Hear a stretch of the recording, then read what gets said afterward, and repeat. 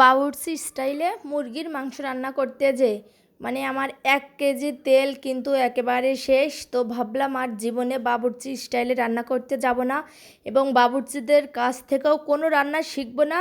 এই রান্নাটা দেখে কিন্তু আমি কানে মলা দিলাম। তো আসসালামু আলাইকুম, সবাই কেমন আছেন? আশা করি আল্লাহর রহমতে অনেক ভালো আছেন।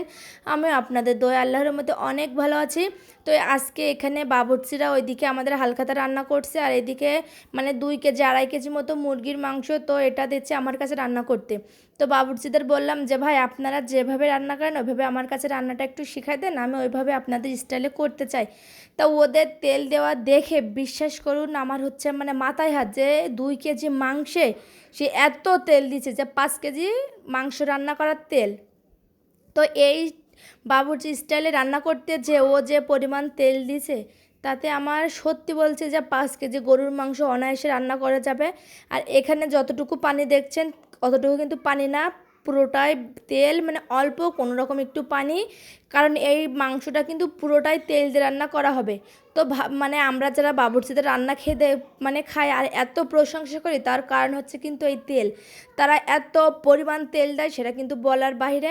কিন্তু তো তারপরে আমি যেহেতু ওদের কাছ থেকে শিখতে চাইছি, ওরা যে কোয়ালিটিতে আমাকে শেখাবে আমাকে কিন্তু ঠিক সেইভাবে রান্না করতে হবে।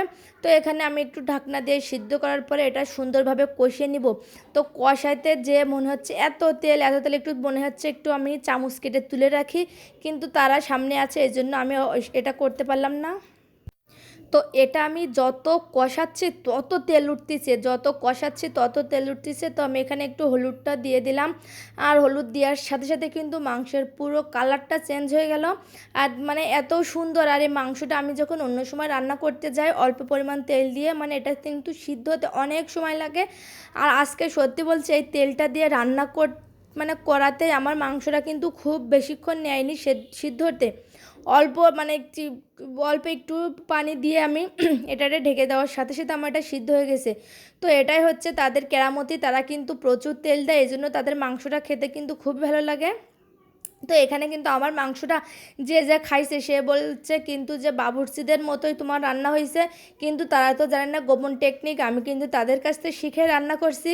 তো এখানে আমি কষানো শেষ, এখন একটু ঝোলের পানি দিয়ে দিলাম। ঝোলের পানিটাও কিন্তু পরিমাণে আমি কম দিচ্ছি, কারণ এখানে প্রচুর তেল, যেহেতু অন্য মানুষে খাবে এর জন্য কিন্তু তেলটাই তেল থাকবে, কারণ 2 3 4 পিস করে মাংস অল্প একটু তেল তাদেরকে কিন্তু এভাবে দিয়ে হবে। তো এই তো আমার রান্নার শেষ। রান্নাটা আমি অল্প জাল আমি রেখে দেবো, কারণ ওরা যখন ডেকে রান্না করে চারিপাশে ছাই দিয়ে রাখে, আর আমার তো সেটা সম্ভব নয়, এর জন্য আমি এটা চুলোর উপরে রেখে দিব। তো চুলোর উপরে যখন এটা রাখলাম আস্তে আস্তে তেলটা উঠছে, আর খেতে কিন্তু সত্যি বলছে অসাধারণ লাগছে। তো এটা আমি দেখুন নামানোর পরে মাশাল্লাহ খেতে ভালো লাগছে। তো আজকের ভিডিও আমি এখানে রাখবো। বাবুর্চি স্টাইলে রান্না করতে যে আমার কিন্তু সবই খরচা। তো আল্লাহ।